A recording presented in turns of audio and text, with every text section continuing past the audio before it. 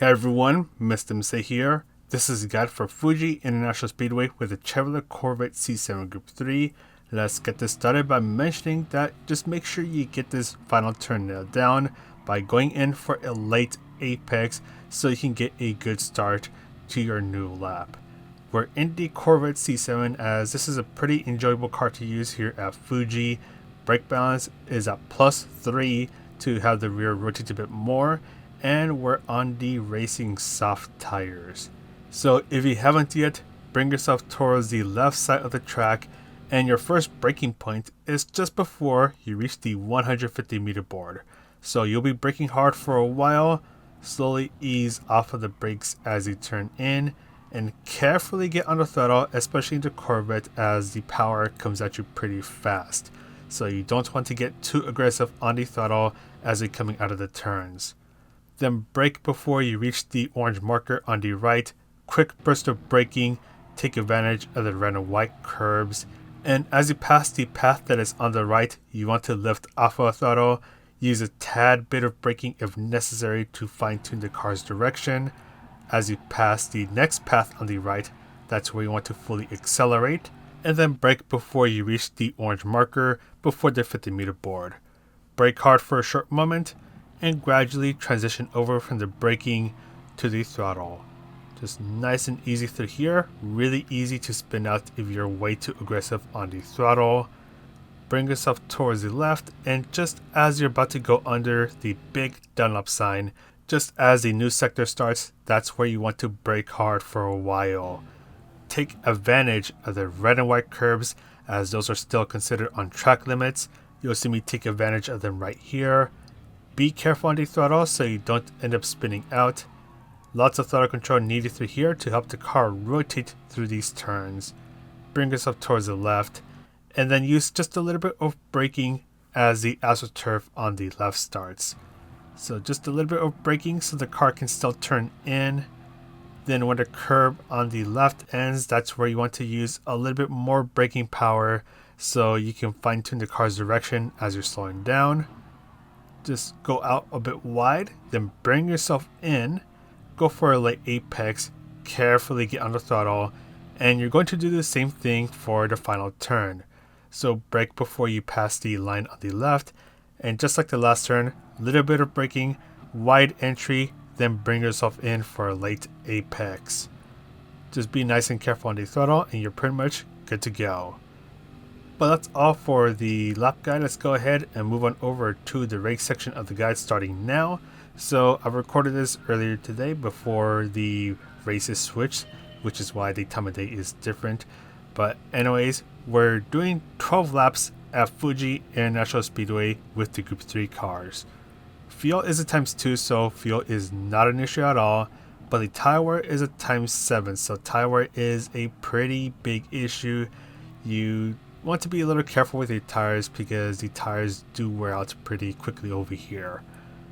You're given the racing soft and medium tires, and both tires are required, so you do have to use both tire compounds so you don't get a 1-minute penalty after the race ends. And pretty much if you're starting in the very front, you can start on the racing soft tires, just try to get away from everyone. And if you're starting closer towards the middle or the back of the pack, you can start on the racing hard tires, just get the slower tire compound out of the way, and then eventually switch on over to the faster soft tire compound.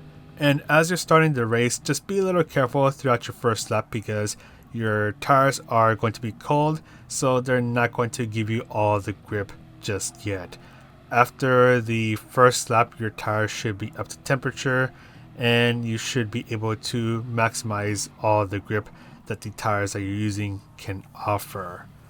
So I'm using the Corvette. It's a pretty good power car, but the one thing about the Corvette is that it's pretty mediocre when it comes to tire wear. So for a car like the Corvette, you may be able to only get 6 laps out of the racing soft tires before it's time to switch tires.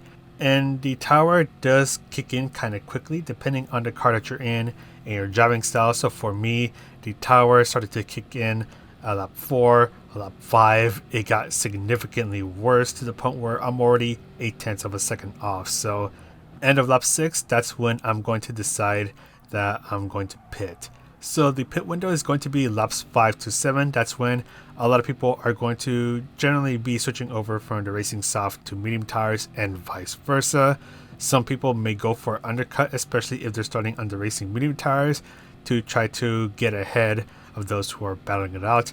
And just be aware that if you're doing an undercut, your second stint is obviously going to be longer, which means that your tires are going to be more worn out.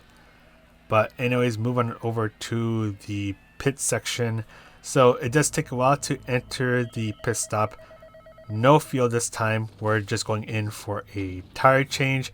Switching on over from the racing soft tires to the racing medium tires. And as you exit the pit stop, brake at around the 75 meter mark so you don't end up overshooting the turn. 80 meters if you want to play a little safe. And the pit loss here at Fuji International Speedway is 19 seconds, and that is just for a tire change, so you're not going to want to do a two-stop or anything like that. This race is a pretty straightforward one-stop race where you pit at around the halfway point of the race, unless if you're going for undercut, to change on over to the tires that you haven't used yet. And the racing medium tires aren't going to be too bad in this race, so the time difference is not going to be that big. So on my racing soft tires, my fastest lap time was a 137.1, whereas my fastest lap time on the racing medium tires was a 137.8, so around a 6 to 7 tenths per lap difference. And of course with the tire wear, that's going to gradually increase. And in terms of cars that are going to be good for this race, there's actually quite a few cars that are good for this race. Corvette is one of them. Corvette's pretty good when it comes to overall pace, but it does have mediocre tire wear, so you want to be careful with that. The Lamborghini Huracan, another great car, especially for time trial, but its poor tire wear will give it issues in the race. The Peugeot RCZ, a great car, especially for the third sector, and it's really good on the tires, so it could be possible to even extend the racing soft stint to 7 laps in that car. Porsche 911 RSR, same story as the Peugeot. And those are just a couple of the cars. There's other ones that are also pretty good for this race as well. But anyways, this race is a bit of a long one. This race is around 20 minutes long. In this run, I did a 1957. So I'm assuming in the actual daily races, because the starting is a bit different, it'll be around 20 minutes. But anyways, let's go ahead and do places to overtake and the penalty serving zone. The main straight, one of the best places to go for a move, because the main straight is pretty long and the slipstream will help you slingshot past other cars. And after that, it's going to be very situational when trying to get past people, especially through the second turn. You don't want to go for a move unless if you absolutely have to. You want to pick your battles so you don't end up engaging in multiple battles and end up losing a boatload of time. The hairpin, once again, very situational, but it is possible to go for a move through here. And the last best possible place to go for a move is as we approach the Dunlop corner, so this smaller back straight as we have a hairpin coming up. The slipstream won't be as effective through here as the back straight is a little bit shorter, but after that it's pretty much going to be single file line, really difficult to go for a move, and if you try to force a move you do risk losing a lot of time as there's just a lot of twists and turns and you don't want to slow each other down. So just going through here, pretty much going to go in a single file line. There are multiple lines that can be taken through the final corner, so just be aware of that. Use the radar so you don't end up colliding into other people. And the only penalty serving zone is at the start of the main straight, so if you have a penalty to serve, you're going to lose a lot of time. But anyways, that's pretty much it for this guide. Thank you guys for the support.